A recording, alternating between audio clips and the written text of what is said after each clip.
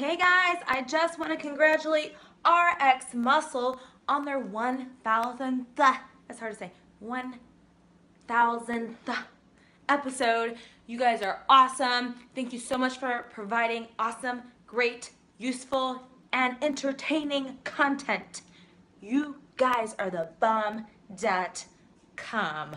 Okay?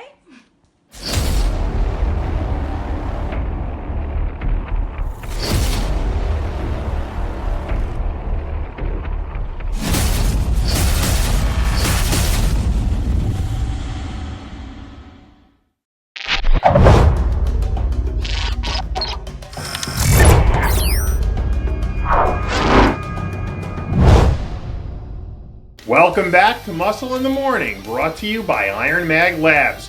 Make your mark. I'm Dave Palumbo, and today is Friday, December 23rd, 2016. And let's find out what's going on in the world of bodybuilding and fitness.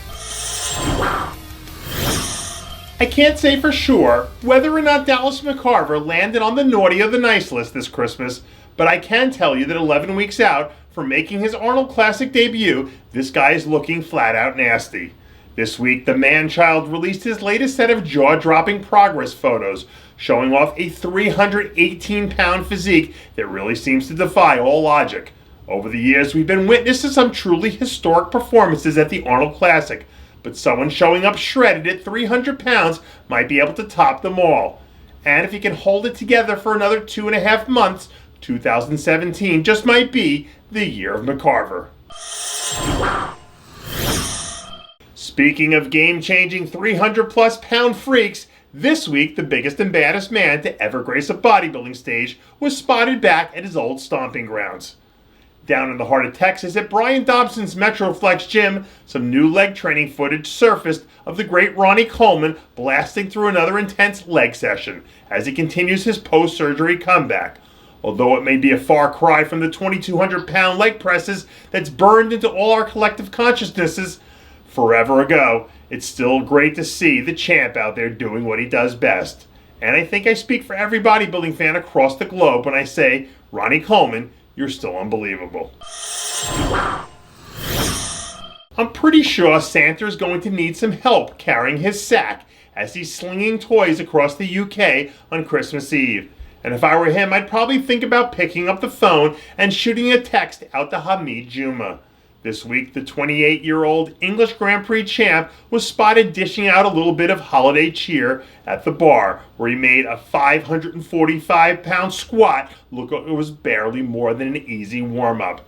So far, Juma seeks to be taking full advantage of his off-season and packing on the sort of quality muscle that ends up separating the men from the boys come showtime.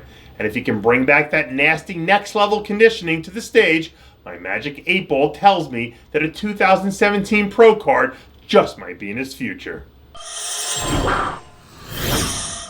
If you were wondering what all that boom boom pow outside your door was about last night, well, you can rest assured.